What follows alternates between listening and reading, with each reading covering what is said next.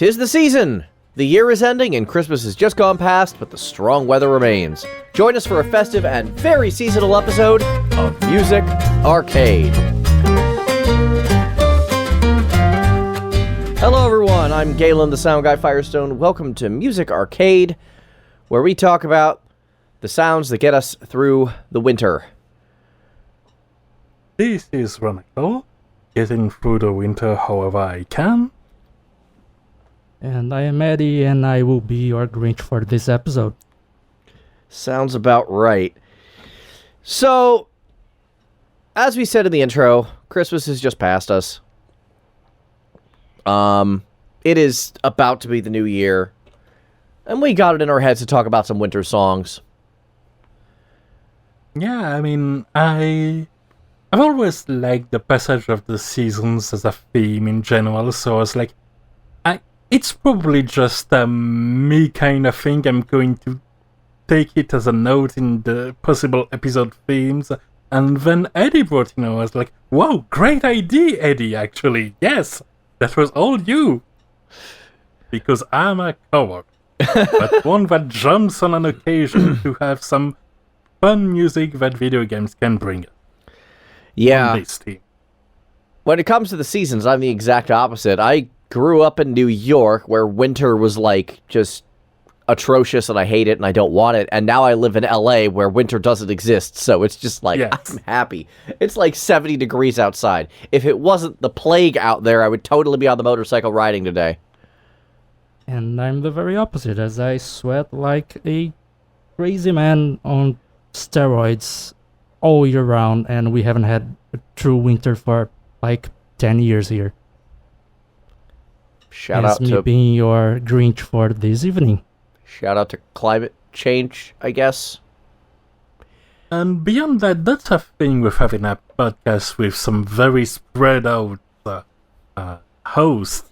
Yep. Is the difference of perspectives on even what are seasons out there, because it's easy to just think summer, autumn, winter, spring, but it's not always going on just like in Stardew Valley. No, which is a good thing to think of, I think. It gives us different perspectives, which has always been a goal of this show. And with that, let's go ahead and dive into the music, I think. Rana, why don't you go ahead and start us off? Alright, well, I'm going to talk about Donkey Kong Tropical Freeze, because that seemed like a topical song. I still need to play I swear that game. I didn't pick it just for this one. No, I mean, the Donkey Kong Country music has always been incredible. David Wise is such a good composer.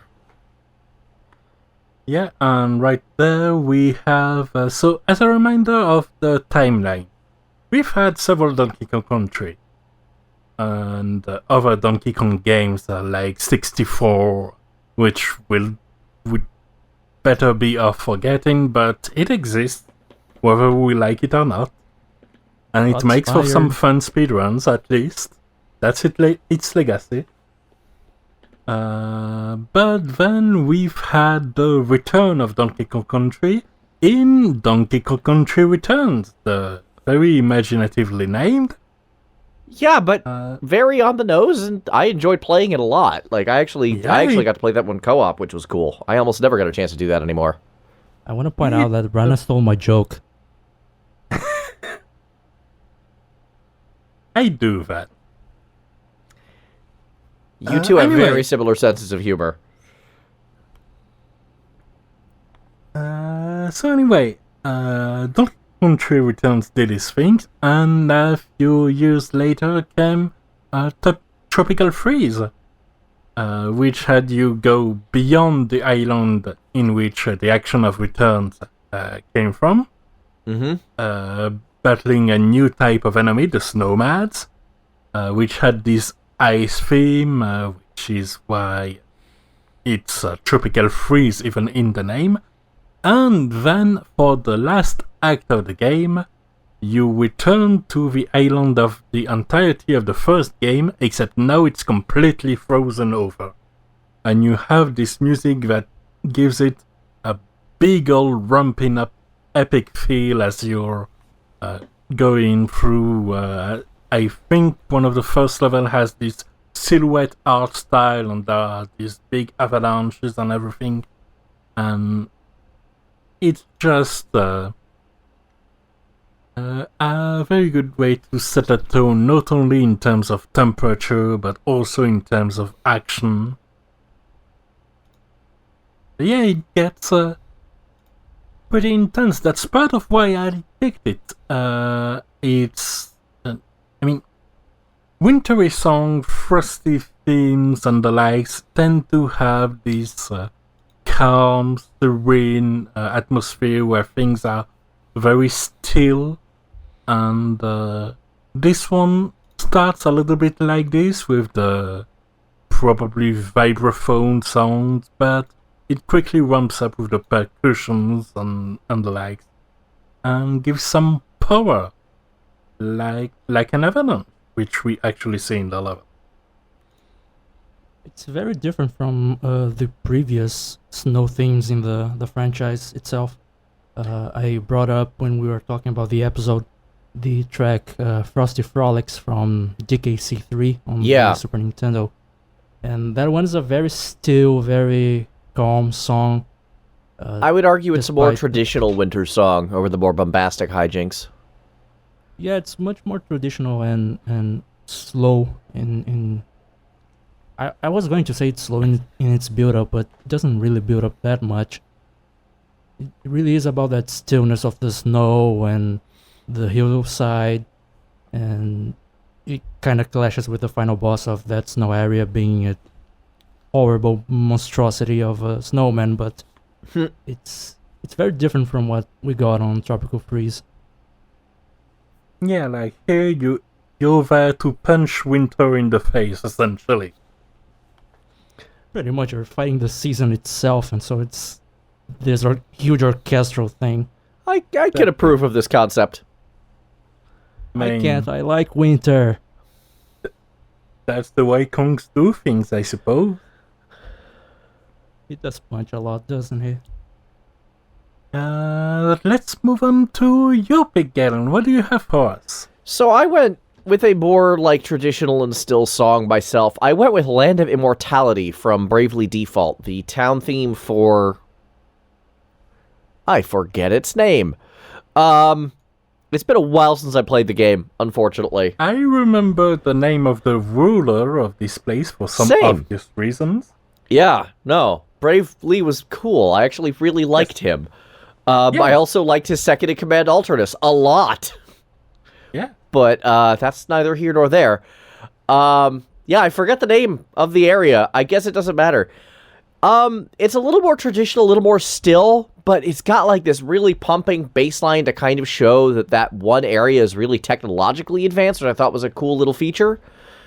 Normally when you think of winter cities, you think kind of St. Petersburgish, you think kind of desolate and kind of cold and kind of gray, and not sort of this shining bastion of the future.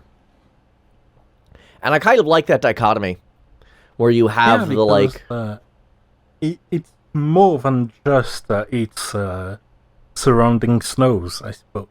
Yeah. Shoutouts to Chrono Trigger having a similar theme to its wintry area. Yeah. With Corridors of Time. Yeah, although, really, that song only plays at first when you escape the wintry area and go to the temperate one, so... Yeah, I think it plays inside the temple most of the time, rather than on the cold area. Yeah, no. Once you're out of the cold, that's when it starts playing. But that's at the same time for Chrono Trigger, the theme for the End of Times kinda sounds wintry to me. I can hear that. It's got that chime thing that that gets easily associated with ice and cold. I get it. It is meant to be a void, so I guess it fits. Yeah, it's that feeling of stillness that winter brings. Yeah. Which is kind of going back to my song. One of the reasons I actually like Land of Immortality so much is that it doesn't feel still. It feels like there's something happening. It feels slow. It feels like you're kind of trudging, but you're also kind of trudging... I don't know. It's hard for me to describe the exact emotions this song brings up, because I'd say it's like there's a bit of a rumbling, like things are a bit still, but beneath the ground there's a lot of work going on to reflect that there might not be entirely upfront, might be some machines hidden, stuff like that. Yeah, although I mean, honestly, their whole thing is like medical tech and stuff like that, so it's actually like it's really showing, I guess, classical enlightenment in a way. Like they're trying to further themselves beyond just basic dogma and actually trying to research and grow and invent and learn new things. And you see that reflected in the city and in the song, again, because it has that like pumping bass line, it has that like modern vibe to it that I think is just really neat.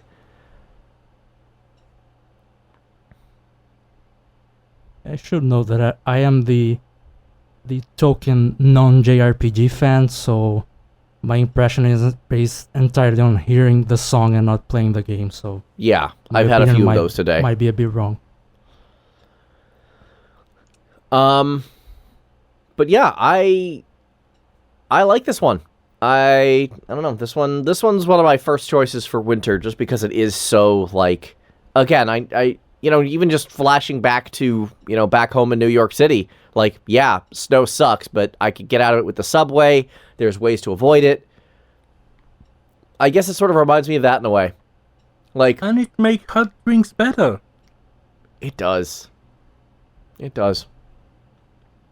Like, it's hard to describe the feeling of escaping the snow, going into a subway station, grabbing some Dunkins, and just warming up. That feels good.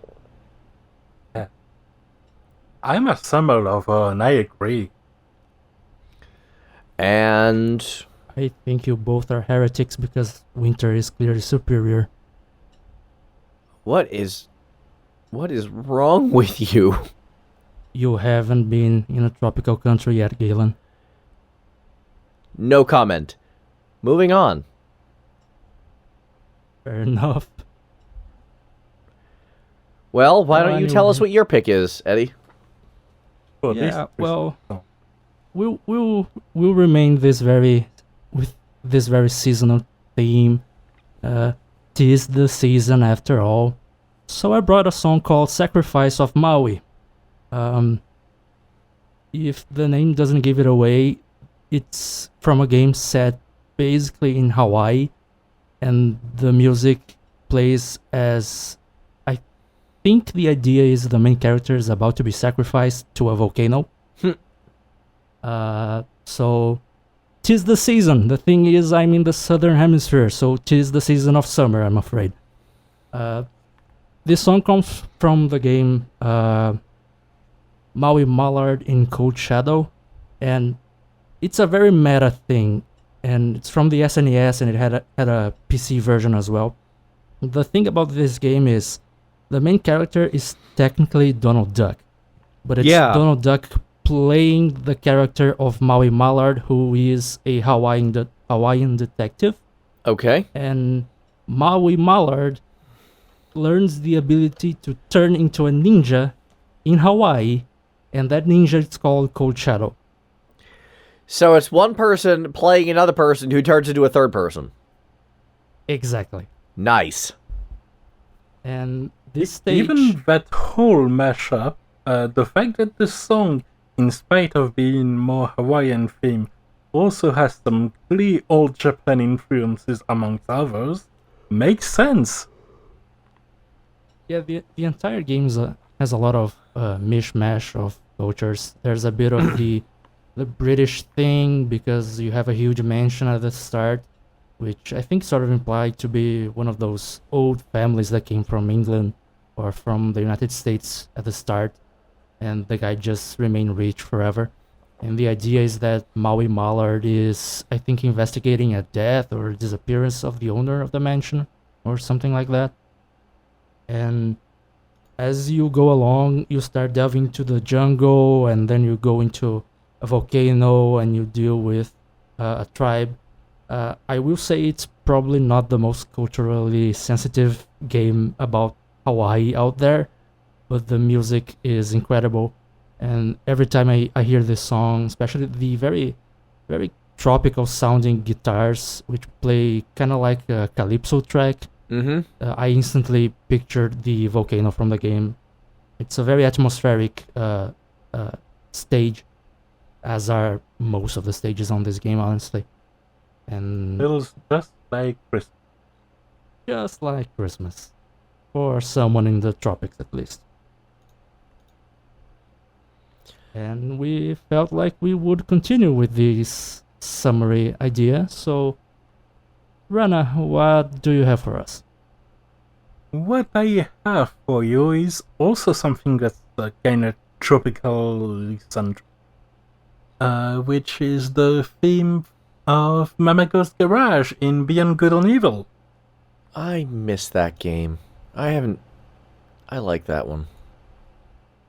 Yeah, it kind of came out of nowhere, and given the sequel's development, hell kind of goes nowhere as well.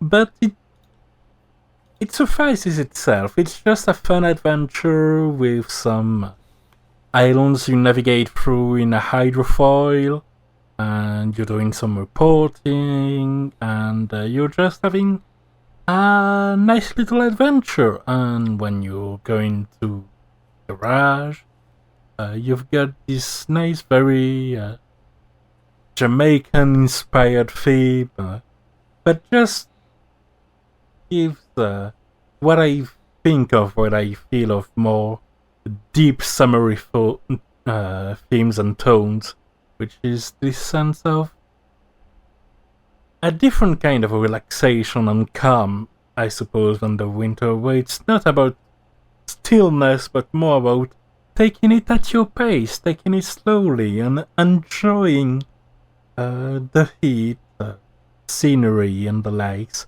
And yeah, I hear these songs, I think about taking it easy.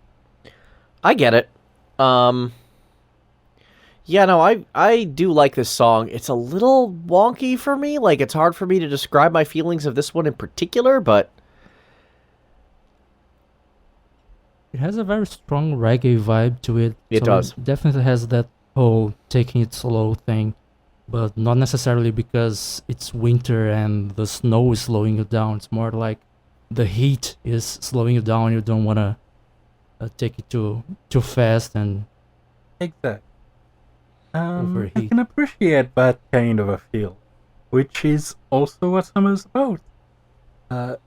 Another reason why I landed on this track is that I first landed on another track which also has this kind of a summer refuge theme, but we already talked plenty about Supergiant game soundtracks the episode before, and Yep. I thought I might as well bring a little bit of a diversity rather than bringing up a Transistor soundtrack that time. They make good songs worth talking about. they do. Let's be honest, we could all just use this hot weather segment and talk about the Hades soundtrack instead. Or Pyre. Pyre is also a very fiery name. I haven't played Ooh. Pyre at all. I know nothing about it, but it is Supergiant and it is fiery. It's more centered about mysticism, I'd say. Yeah, but the name is Pyre. Like, that's fire. Yes, that's Yeah. because you throw yourself in it as a sport. Yeah, I heard it was very basketball-y, which is Yeah. weird. I've heard weird Yeah, things about from this one game. here. That's not relevant to anything we're talking about. Exactly. But we're just taking things at our pace, and I think there's no better way to talk about Mammago's Garage theme than to just let our mind roam through and just take it easy talking about whatever comes to mind. Yeah. There's something to be said for taking it easy. Also, I will No, fully admit we have after a the week I've had, philosopher my here. brain is not at 100%, so it's easy for me to go off on tangents. Well, how about you focus a little bit and talk about your pick for the most So my pick is... southern hemisphere? So, My pick is from The Last Remnant. This song is written by Tsuyoshi Sekito, one of the contemporaries and bandmates of the legendary Nobuo Uematsu, which is kind of one of the reasons the soundtrack sounds Uematsu light, is because it effectively is. Fun fact, the director of The Last Remnant is actually the same director that's doing Final Fantasy XVI right now, so I'm interested to see how this director is improved. Anyway, the song is called Limberlost, and it is not the theme that plays on the beach, because the song that plays on the beach is actually really slow and emotional because it follows a very major emotional event, whereas this song actually plays in the swamp of all things. But even then, it conjures... Which makes it an interesting pick. Yeah, well, even then... I have told you that I live basically on a swamp, so hey. Yeah, it fits. It fits. The song's for Eddy. This song has just a really cool energy to it. It has a Spanish guitar, like, through line, which I just adore. I have a real weakness for Spanish guitar and summery songs. Spanish guitars are underrated. They are. They go together hand in hand so nice. They do. I usually hear them for desert themes, but even... Desert themes are weird. I've heard Spanish guitars for desert themes, and I've heard pan flutes for desert themes. And neither instrument is very common in the desert. Yeah. Yeah. I'm thinking of woods, but not necessarily pan. I think the desert thing, like, the Spanish guitar comes from the oud, which is the weird, like, Arabic round guitar. And I think it comes maybe from the Moorish invasion of Spain. That could also be a factor, yeah. Because Spain kind of conjures up images of, like, desert region, despite the fact that Spain is not a desert. It's a very multicultural place. It is. It has the Moorish culture from Africa. It has a bit of Celtic influence. I think in the northern part of Spain, they found some old Celtic ruins. That makes sense. It has its own unique Mediterranean culture as well. And Sephardic Jews as well. Let's not forget my people, please. But I apologize. No problem. Yeah, no. It's like, for some reason, Spain, and I actually kind of blame Hollywood for this, because a lot of spaghetti westerns were filmed in both Italy and Spain. Spaghetti westerns are so hilarious to me because they are films about the US, but they were filmed in Spain with soundtracks from Italians and using a mix of Italian and American actors. Yep. They're wonderful relics of Hollywood, and I absolutely love them. I hate them, but I love them. But hey, that's Hollywood for you. It's what makes money. Anyway, Limberlost is kind of one of those songs. It just feels like an adventure. It feels like an adventure on a bright, sunny day, despite the actual area this song appears in only being a pass-through dungeon with no story relevance whatsoever. That, again, takes place in a swamp/marsh type area, which is just very gooey and uncomfortable. And yet the image in my mind is almost like... Again, it's adventuring on a sunny day out and around, and the Spanish guitar kind of drives the feeling of exploration and of fun. It feels like a very summery song to me. I don't think it was necessarily misused in the game, but I kind of feel like a song this textured and unique probably should have been in an area with a little more oomph to it. I don't know. Yeah, because I've listened to the song again, and I played Last Remnant, and I couldn't quite replace it, and mentally I kind of substituted it for the area which is also a dungeon with little to no story relevance, which you just pass through, but that's I think some ruins near lava or something. Oh, I think that does underground cramped area. There were a lot of underground areas in that game. I think my biggest complaint is that there were way too many damn caves.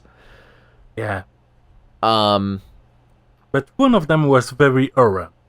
Yes, one of them was very orange. I think I remember that one. It has been a while since I have played that myself. The remaster came out, and I just ignored it for some reason. And I really kind of feel like I should give that game another run-through.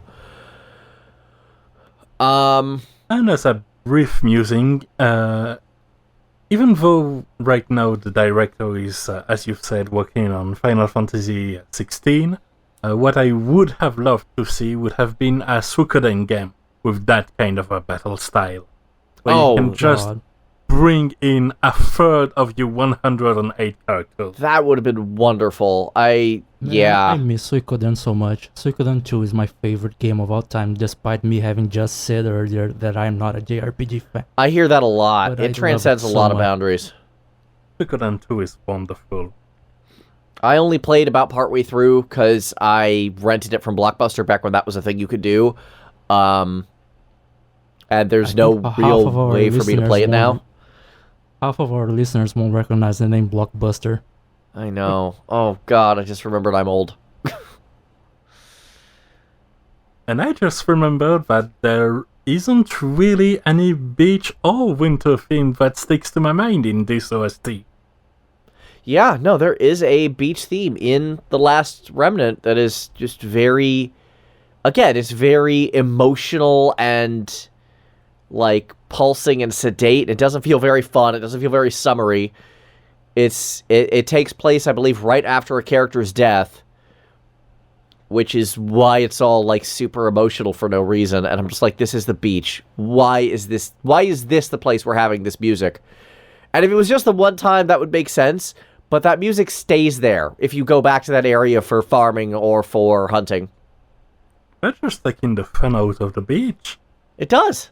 It does, which is why I went with this weird swamp area, which actually sounds summery and fun, which is what we're going for here.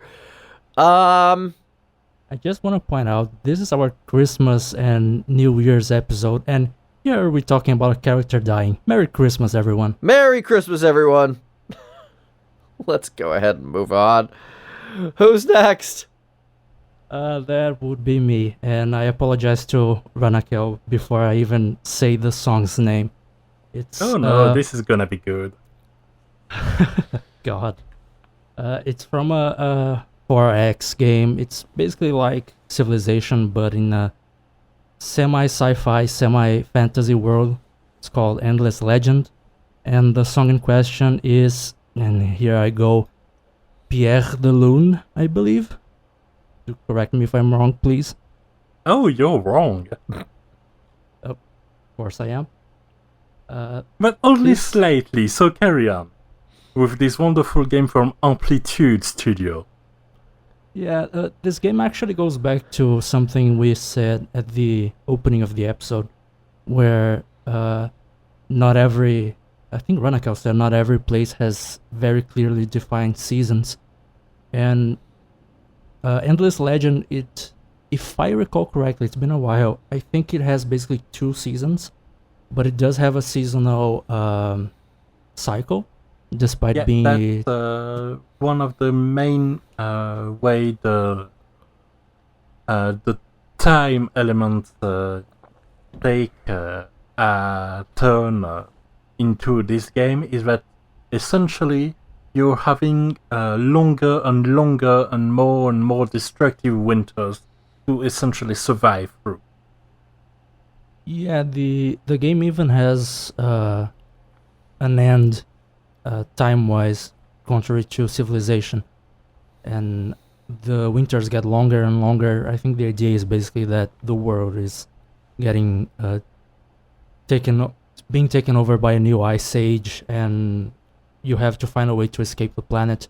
It's semi-sci-fi. One of the playable factions is even from a crashed spaceship. The Volters, they actually have better survival in the winter because they're just cozying it up in their bunker. Yeah, pretty much. But going back to the track, we've gone a wide, long tangent here. This song in particular, it's the one that usually starts playing as soon as you hit winter in the game.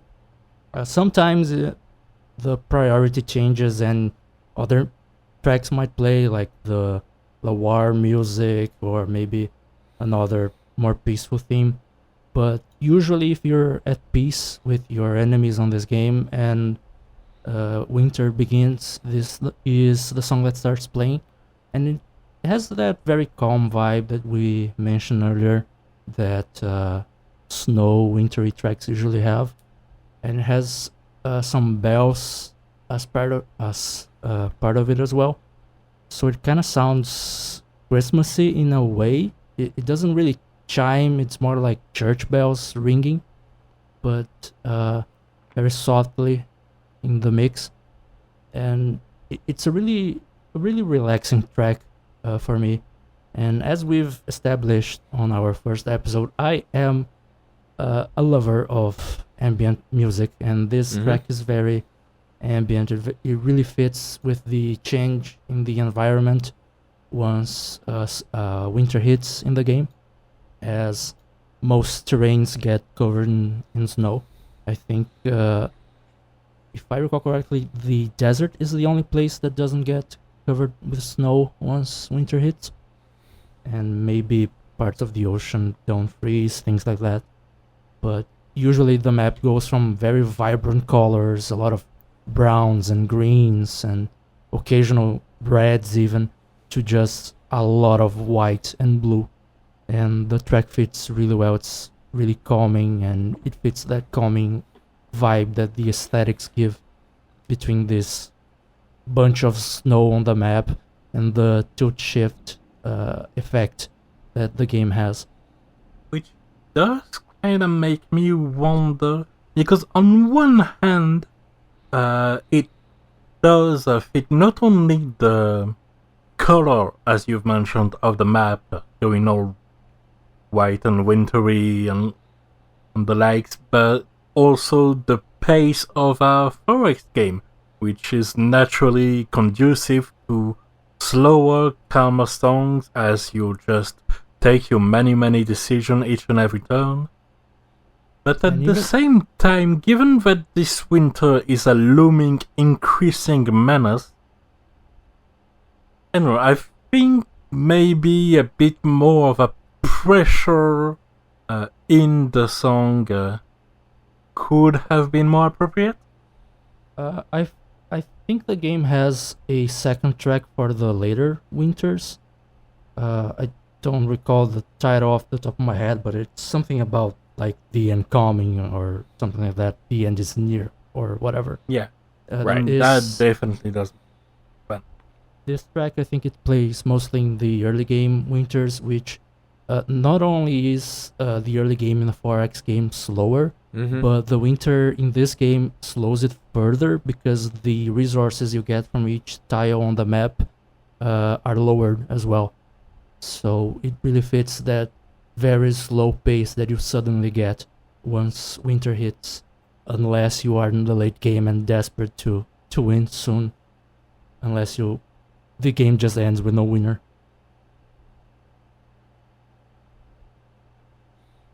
Which is... a game just ending with no winner is probably the least satisfying situation to be in. Yeah, I honestly have never played a match that goes that far, usually because I suck at 4X games and I just lose to vastly superior armies of the enemy early in the game. So maybe there's a way of defining the winner with score or whatever, but I think everyone loses if you get to the final winter and it ends with no winner by any of the traditional 4X methods, but I could be wrong. Yeah. And having said that, and having gone on about the deadly oncoming winter, again, Merry Christmas, everyone. Let's move on to Rana again. Okay, well, it's time to bring things to a kind of a different tone with the music from an MMORPG. Okay. But for now, we are still defying the urge to talk about FF14, is the one MMORPG I'm playing more or less actively these days. Same. And instead talk about one I played a fair bit a long time ago, which is, well, it went under several different names, Granado Espada, Sword of the New World, and Sword 2, so pick your favorite name, that will be the first one for me. And the way the music in this game worked is that some specific areas did just have their theme song. Like the main city, it has this one song, and that's the song of this city. Right. But for most of the area where you're spending time grinding, and you can spend enough time grinding that they thought about it and essentially made an option to allow you to auto-battle your way and just grind while alt-tab out. That's handy. Kinda, yeah. If only the game wasn't so grindy inherently to compensate. Yeah. But that's neither here nor there. The point was that there were a lot of zones where you were supposed to spend a lot of time, and so instead of having that one zone theme, they had essentially a jukebox with a variety of track selection for each zone, which did provide a little bit more diversity and let you enjoy them a little bit longer before switching out to your own soundtrack, which you are inevitably doing at some point while playing an MMORPG. Right. But for this one, which is very obviously from an ice area, it's called Ice Symphony, and it's very icy. It is very icy. You've got the long drawn-out notes, you've got the crystalline chimes, and some voice too. Yep. Which I believe is the kind of voice you're okay with, since it's voice, but it's not lyric. Yeah, it's a vocalization more than it is. Yeah. No, I'm pretty okay with it. Yeah. And it does bring this very contemplative theme, I suppose. I mean, first things first, it's in the name itself. It's about ice, not the snow. And I believe there's a difference in the kind of temperatures, if that makes any sense, of these two kind of visual themes, which are both wintry, but I think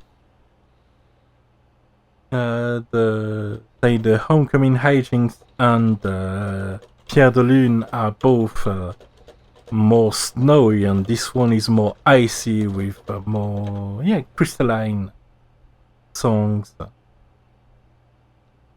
that also carry this stillness, also carry a certain strength because of the vocalization.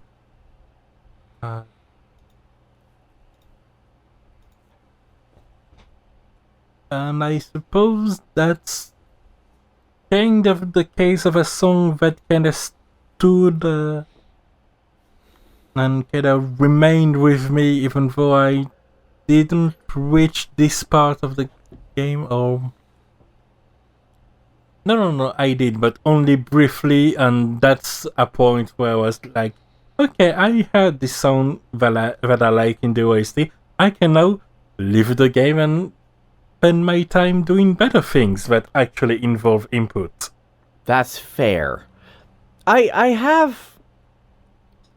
okay with things that are auto so long as they lead me towards something else, but if the whole game is auto, then I just get bored.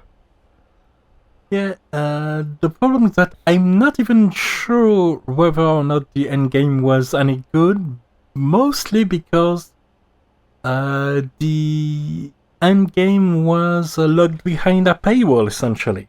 Oh. What? How lovely.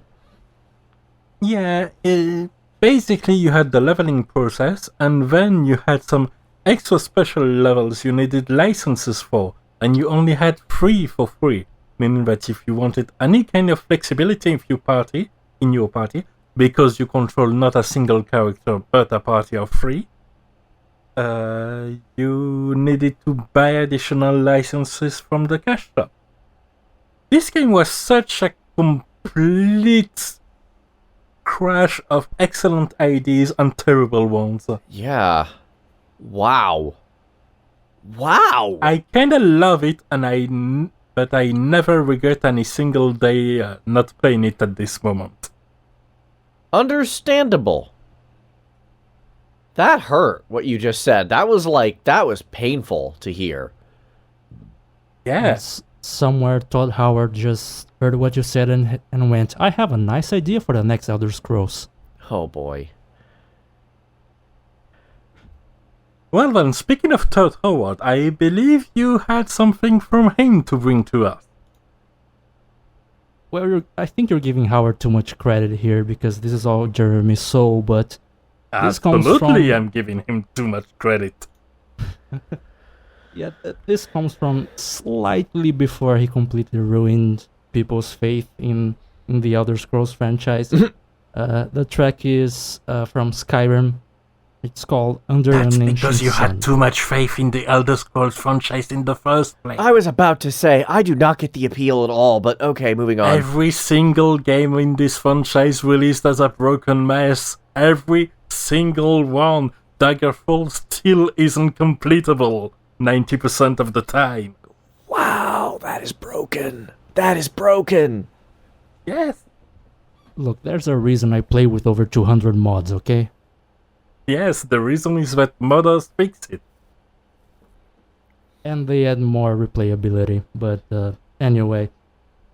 This is one of the many tracks that play in the daytime in Skyrim.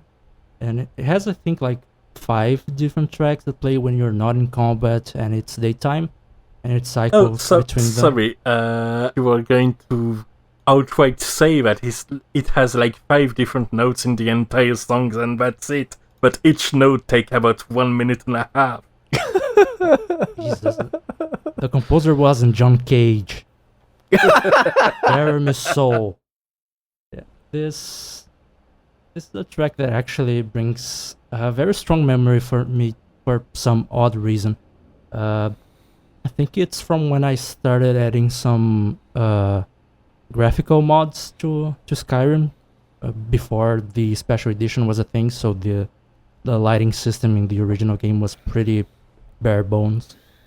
And there was this one moment where I left a cave, a dungeon, which have their own themes, and there's the loading screen, and as soon as it's over, I am facing the sun and a huge plain covered in snow, and the sun is hitting the snow and reflecting a lot of light. Everything's very, very white, and I have this vivid memory that always comes to mind of this atmosphere, this very wintry part of northern Skyrim, very snowy.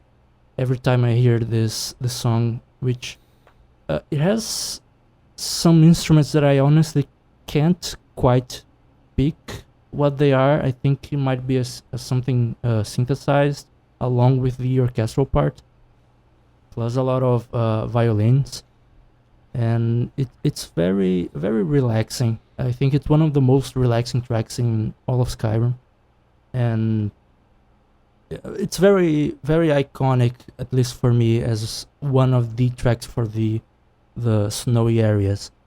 And like I said, it's one of few tracks that instantly conjure an image to my mind, and I gotta give it bonus points for that, because a song, when it's able to create such a vivid image or memory just by hearing the first few notes of the track, it's a well composed track. I'm sorry. That's just not my kind of track. Okay, basically, what I did before was that I listening to the track, giving it a few 30 seconds ish, and then I tilted my head slowly, went to the track and advance at various points of the track, and basically heard the same thing. It's very still. Yeah. It plays in a very, very still area of the map. It's too still for me. It's very wintry. It's fitting. I will not take that from you. It's very yes. I am walking in the frozen north of Skyrim and the likes, but it just bores me. I'm sorry. I like things that have a bit more punch to them. Even if it's winter, you can have something that's very strong and wintry. And this one is just wintry and like there. It's just not my thing. Well, hopefully my pick is a little more your taste, because I went the exact opposite direction. I don't think anyone could accuse my next song, of being sedate. So there's one thing I Mr. think Heavy about. Metal guy. I'm sorry? Go on, Mr. Heavy Metal guy. Well, if there's one thing I think about winter, is that it's cold, it's oppressive, it pisses me off, and it makes me want to blow up robots. Thankfully, Megaman X3 has us covered. So I went with Blizzard Buffalo's theme. But not just Blizzard Buffalo's stage theme, I went with the remix of Blizzard Buffalo's stage theme. Just in case it wasn't metal enough. Just in case it wasn't metal enough. The Mega Man X games have always been very guitar heavy. Very rock heavy. I would argue that Storm Eagle's stage for the first Mega Man X is one of the most famous rock songs in a video game. Because it's one of those that you could just hum and people know it. It's right there with like Ken's theme from Yep. Yeah, right up there with Ken's theme from Street Fighter. I guess what we're saying is Capcom is really good at rock. Yes. That's the reason they released a 2 CD compilation of remixes called We Are Rock Man. Yeah. Yep, that sounds about right. Remind me though, was X3 Shimamura? No, I think only the first. No, I don't think she did any of the Big Man X games. I didn't think so either, but I thought I'd... She did some songs on the first Final Fight, and she did all of Street Fighter 2 that isn't Sagat's theme. Yes. That's what I know for a fact she did, and then obviously she did her half of Breath of Fire 1 along with Hitoshi Sakimoto. Going back to the track though, it's a huge shame that the game itself doesn't really use the same chip tunes and elements from the previous 2 soundtracks, because in-game every track from Mega Man X3 is very boring. I don't think I agree with that. I actually like X3's soundtrack quite a bit, but it definitely doesn't feel like the same quality as the first 2. It kicks back up again in 4. The melodies are fine. I just feel like the instrumentation they end up using it doesn't do the tracks any favors, let's say. I have to agree with that, but at the same time, like, I actually played that game when it was new, so I was used to that sort of thing where instrumentation just isn't sufficient because, hey, Super Nintendo game on the Super Nintendo. You just sort of get used to that, I guess, so I'm a little more forgiving of it. In terms of this remix, though, it just went straight metal. It's got everything. It's got the double kick. It's got the down-tuned guitars. It is just crunchy, angry, pulse-pounding. You are trudging through the snow, hating every second of it, and wanting to punch something in the face and or explode it, and it is perfect for winter. So I guess that means your 2 faces of winter are embracing technology for the betterment of everyone, and punching technology for the worst of everyone. I hadn't really thought of it like that, but you're right. Apparently, I'm just very technologically... Yeah, okay, sure. I'm very confused when it comes to winter. I guess it depends on which technology I like and which I don't. Technology that betters other people? Great. Technology that pisses me off? I want to destroy it. Watch out, Elon Musk. I don't know. I would qualify Tesla and SpaceX both for the betterment of all. On the other hand, there's the Boring Company, which so far has only managed to produce flamethrowers, so that one I could probably safely destroy. And terrible jokes. With Because it's the Boring Company. Yeah. But that's really neither here nor there. Well, I guess like all things, like winter and like technology, it has its good sides and its bad, and it's good to recognize which one is which, and frankly, both can come up with good music. Exactly.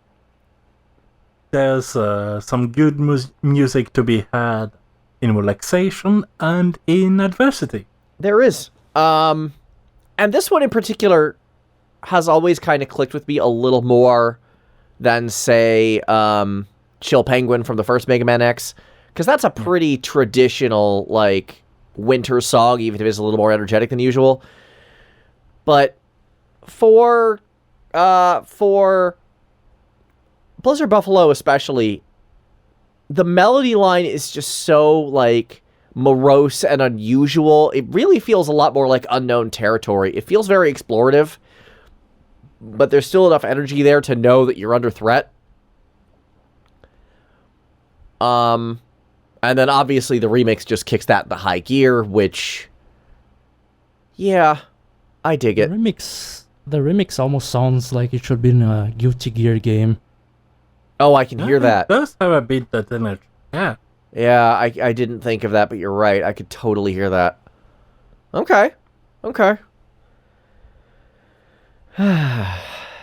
And, Well, then I guess we've discovered that Guilty Gear's OST is just Mega Man's OST cranked up to 11.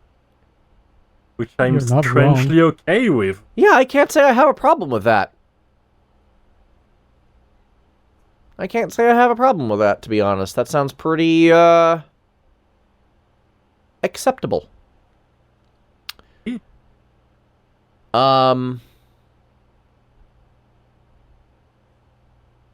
One thing I did notice. Yeah? Never mind. Go on. We're going back. What were you going to say, Rena?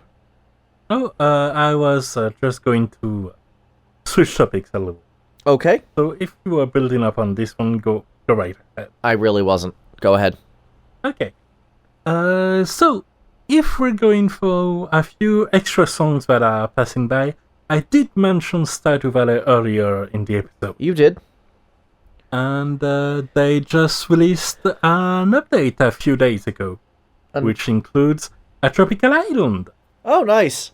Meaning that there's a new track out in town that is both topical and tropical. Perfect. And yeah, they've, it's in line with Stardew Valley's theme of just making comfortable, peaceful tracks that you can not still manage to enjoy after 30 days of having heard it in a row, and then they just change it as the seasons pass again.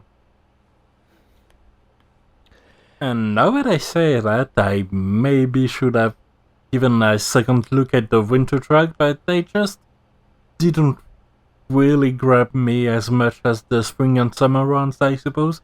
But this one, which is from an island that's essentially ignoring the season mechanic entirely,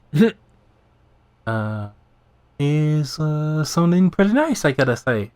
It's very... By the book, it's what you expect from a tropical island peaceful track. Yeah. And I can respect that. It fits the game. There's nothing wrong with the classics. There's nothing wrong with doing something traditional, as long as it's done well. And steel drums are cool as hell. They are.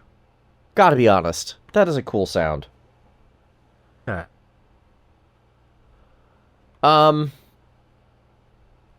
Yeah, for me as a bonus song, I actually, while we were doing this episode, I realized that I missed one that was obvious, and also completely not obvious, because this doesn't sound wintry or summery in any way, shape, or form. It's just titled something snow-related. Which was funny to me, but this is still a terrific song. So once upon a time, there was a game called Persona. No numbers after it, just Persona. And Persona had a side story that you could access called the Snow Queen. We didn't get that story here in the States. They cut it from the American release. Yeah. So we had no way of accessing it until the PSP remake. So...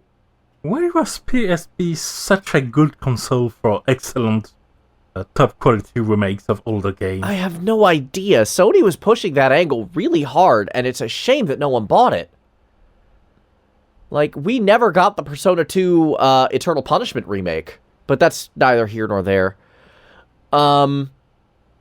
Anyway, so by the time that a remix of the Snow Queen's boss fight, a just vibrant house dance track,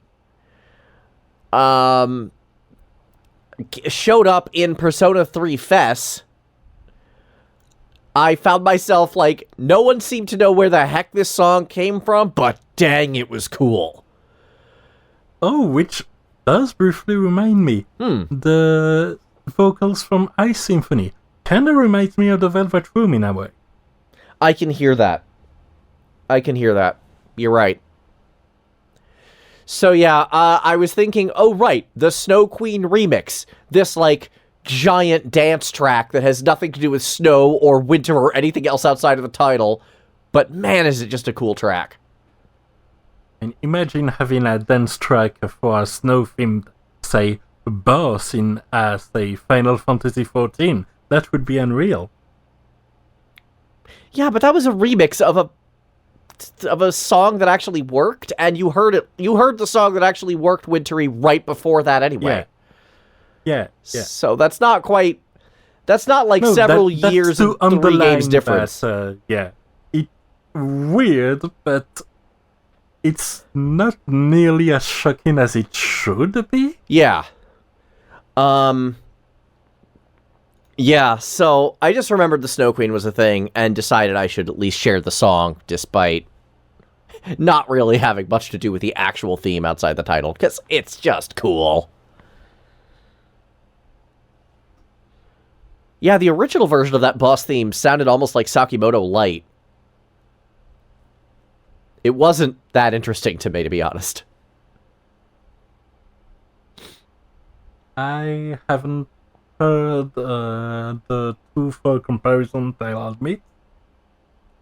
Not much I can add on this topic. Fair enough. I greatly prefer the remix, but anyway. Yeah, I'm completely out of the loop here because I don't have a PlayStation. And it's an RPG. Yep. Well, Persona at least does draw my interest, but until recently I had no way of playing it. And only 4 is on PC right now, and 5 is coming, so I'm just out of the loop here. Honestly, 4 on PC is just super good that it happened, and it means that Atlas is going to start releasing more games on PC, which is amazing. I'm tempted to buy Persona 5 Scramble, which is actually coming. Or is it Persona 5 Strikers? They changed the name for the US release. Either way, we're getting the Muso game. I'm tempted to get it on PC, even if my save data for carryover is on PS4. I don't know what I'm doing. Anyway, yes, it's good that there's more access to these games, and it's good that there's more access to these songs. So, anybody else have any other bonus songs to add? I did have, during the description of the visuals for the Skyrim track, I did have another song that crossed my mind, which was the night theme for the Titan Tantal in Xenoblade Chronicles 2. Still need to play Xenoblade 2. Which was this wintry area because basically the land is Titans, and this one had bad blood circulation, so it was very snowed in and cold. because Xenoblade Chronicles 2 setting It is is, but I love it. stupid. Like so many things on this game. Yeah. And I love it as well. It does so many stupid things, but you're just forced to Yeah, roll with that it. was how after I a felt while. with the first one. I absolutely adore the first one, but yeah, that one game was very, very odd. Yeah. And this one just has this wonderful. I mean, first things first, regarding the system, most tracks have a Right. day and night version. And for this one, I suppose because of what's expected of wintry theme, the night version kinda suits better what I expect. Because it's calmer and just have you again look down on the several layers which are very different, with these thin networks full of dangers high above, and this just enormous white plane It kind at of the bottom. is a similar thing to the Winter Mountain area in the first Xenoblade, is what that kind of reminds me of, that description, at least in terms of how the music went. Yeah. It does have similar themes and visuals, of course. And this one does have a bit of a different tone in that it's more closed off. Essentially, you're inside of this giant whale. Except it's snowing. Nice. Because what even is weather? Shout out to the RPGs. Yeah. And Xenoblade Chronicles 2 is almost offensively I've seen enough JRPG. screens to know that is pretty accurate. They do not mess around. They Yeah. are like, we know what our audience is, have I mean- pandering. Have thundering and literal invocations of the power of it's friendship. pretty incredible. Still a game I really want to play, and still it seems like an awesome game, so this should not be taken as a genuine negative criticism about it. It's just something you got to be aware of going into it. Oh yeah, no, it's Yeah. just adorably stupid. And it does have some genuinely nice moments, such as this visual, then again, of this wintry area, while you've had only mostly green terrains with that one land that's all dried out and arid, and the opposite, which I think comes right after in the story, and which is a much more white and stilled, and even the monster spawns are pretty spaced out, just to let you roam around and take it in. I can kind of appreciate that. I remember some of the areas in the first Xenoblade being really just monster heavy and oppressive, and I'm like, I kind of want to explore, and I'm just getting battle music. Yeah, and it's all the more important that the battle music is extremely bombastic. So going from that to the calm winter theme again and again It's would kinda jarring, be yeah. a bit of a backlash. A whip.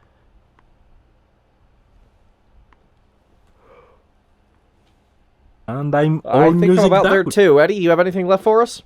I had something in mind, but I couldn't find the song's name in the soundtrack.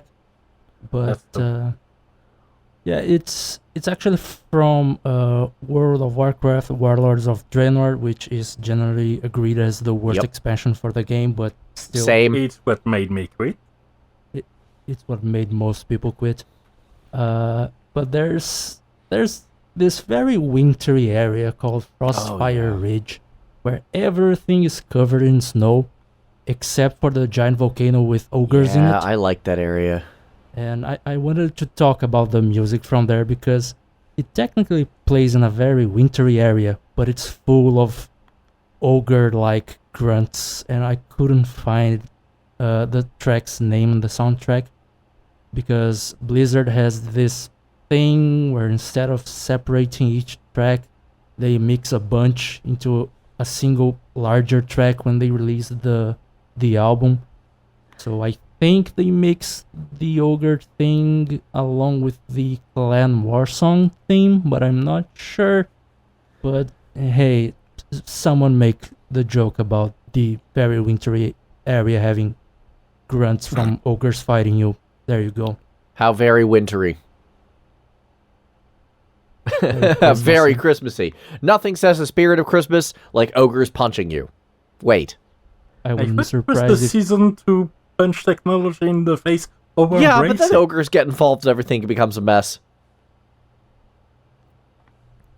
I suppose what this means is that you really make your holidays and your winters. Yeah, Whatever they're you make very of it. exciting, aren't they? I feel like we're this close to starting to write a fanfic about ourselves kicking the ass of technology. And that is the ogres best at the same possible time. way to end this episode. Okay, I don't think we're going to top that imagery Plus, at all. Plus, we've talked about ogres and we've talked about swamp, but we didn't make Until any Shrek now, you reference. just ruined the... you killed our streak. That is all the time we have for this week. Exactly. Thank you guys so much for tuning in. I hope you guys are enjoying the show. And we'll be back for more musical shenanigans in 2 weeks' time. Have a good night, y'all. Nothing is sacred. Have a good night. And Happy a New good Year, everyone. See you next year, folks.